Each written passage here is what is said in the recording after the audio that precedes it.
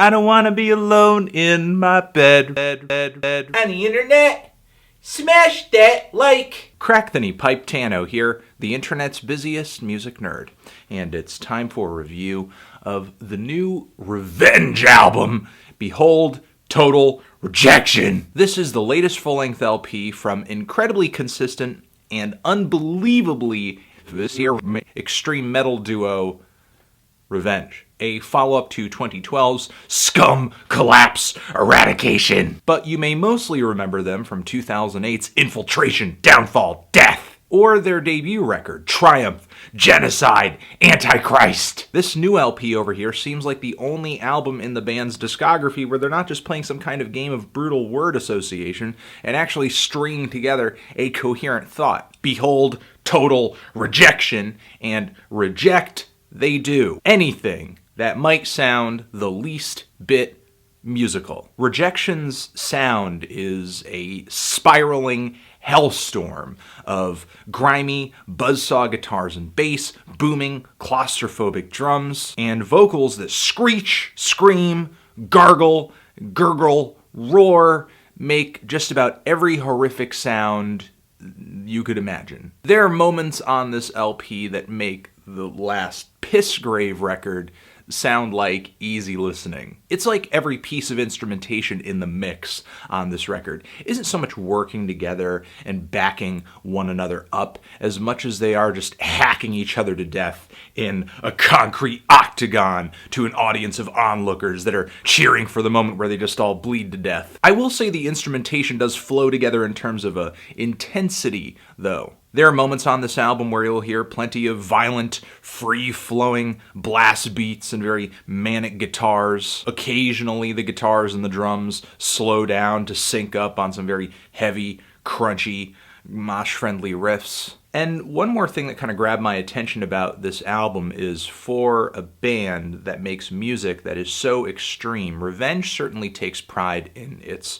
long game. Typically when a band indulges in music that is this fucking brutal, the songs tend to have a very kind of short, gimmicky structure to them, but Revenge consistently writes tracks that are 3, 4, 6 minutes long. It's like these tracks are an endurance test, not just for the band, but also the listener. And I feel like writing longer songs kind of causes Revenge to be a little creative when they create their cacophony. They have to pull together the ugliest sounds and aspects of not just grindcore, but death metal and black metal. While, yes, Revenge may be making noise for the entire duration of a song, it's not the same noise. If you give a listen to these tracks, you will hear changing tempos and shredded guitar solos and just really badass buzzsaw riffs. It's all a barrage, but over the course of a song and the album itself, it's like different flavors of a barrage. But it's not so different that Revenge creates a series of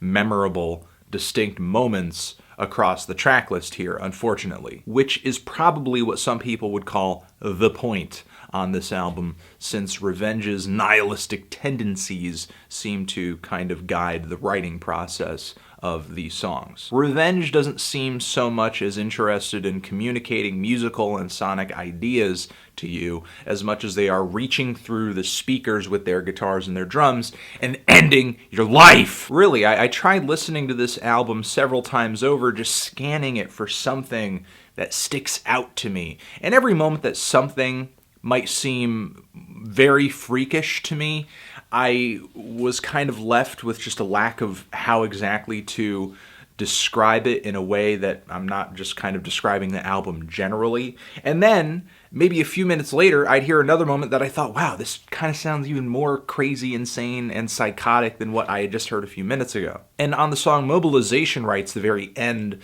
of this track, I was kind of impressed with just how fluid the drums and the guitars felt in pace on this track. Kind of reminded me of that burst beat style of playing that I caught on Liturgy's Aesthetica and loved so much. I will say, as messy and as noisy as the songs on this project are, the guitars and the drums are tight as hell when they want to be. And occasionally there are some very weird, rudimentary, and somewhat psychedelic effects that pop up on some of the instrumentation here. I'm not exactly sure if it's a drum or if it's a grunt that lands on some of these songs, but there will be this echo on this.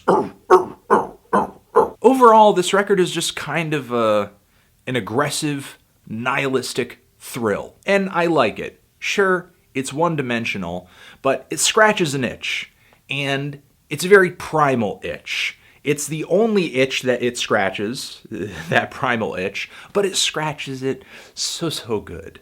I'm feeling a strong 6 to a light 7 on this thing. Transition! Have you given this album a listen? If you have, what did you think of it? Did you love it? Did you hate it? Why? And what do you think I should review next with my face? Anthony Fantano, Revenge, forever.